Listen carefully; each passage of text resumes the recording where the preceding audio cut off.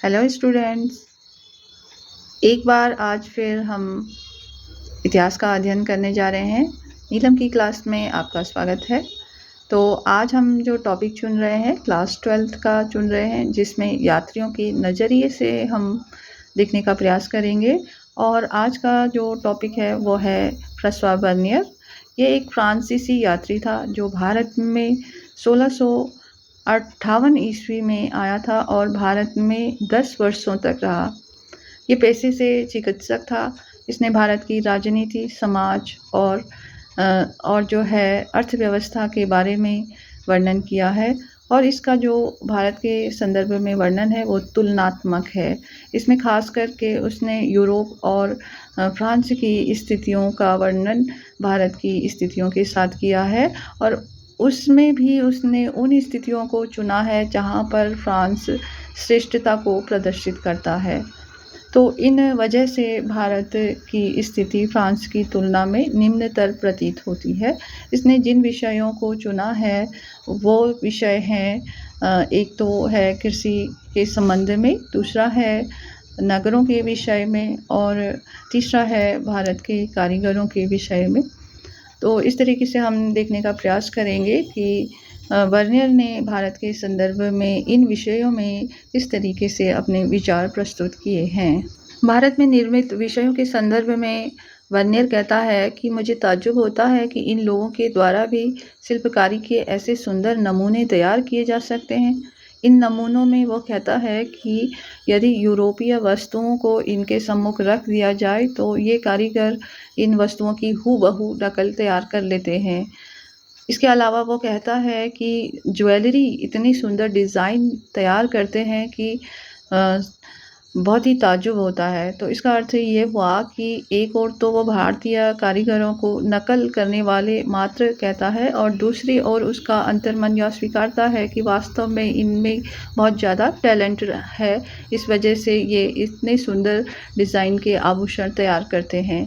भारतीय वस्तुओं की मांग या शिल्पकारों द्वारा निर्मित वस्तुओं की मांग दुनिया भर में थी और इस वजह से वह कहता है कि भारत से निर्यातित वस्तुओं के कारण भारत में निरंतर सोना चांदी आकर यहाँ खो जाता है। इसका वर्णन इस तरीके का वर्णन जो है अन्य विदेशी यात्रियों ने भी किया है। इसके अलावा भारत के कृषकों की स्थिति के बारे में बर्नियर कहता है कि यहाँ बहुत ज़्यादा गरीबी है और इन लोगों का शोषण जो अमीर वर्ग है उसके द्वारा किया जाता है।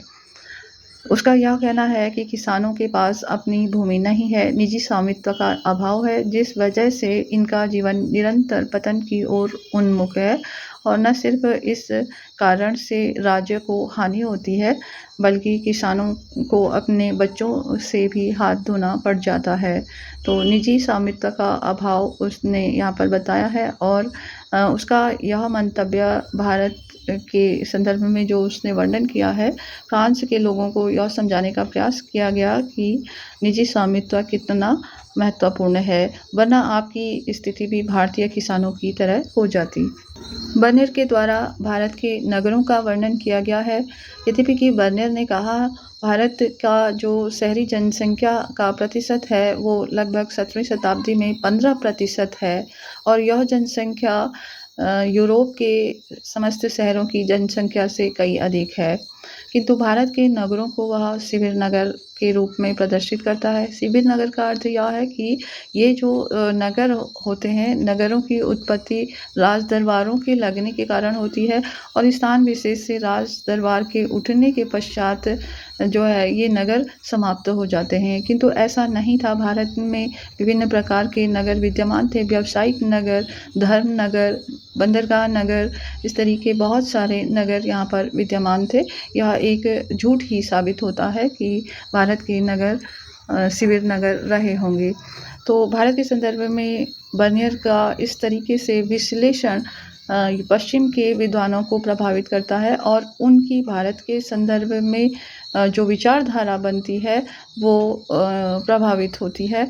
वो भारत को निम्न कोटि का या असभ्य देश सोचते हैं। और इसका प्रभाव तत्कालीन दार्शनिकों में मॉन्टेस्क्यू के ऊपर भी पड़ता है, जिसमें वो अपना निरंकुश प्राच्यवादी सिद्धांत यहाँ पर देता है। इसके अलावा 19वीं शताब्दी का जो कार्ल मार्क्स नामक विद्वान है, उसके ऊपर भी हमें दिखाई देता है, जिसमें कि वो यह सिद्ध करने का प्रयास करते हैं कि एशियाई देशों में जो लोगों का अधिशेष था, वो राज्य के द्वारा ले लिया जाता था और समाज जो है एक समान स्थिति के लोगों का बन जाता था, यानी कि राज्य को ज़्यादा महत्व दिया जाता था।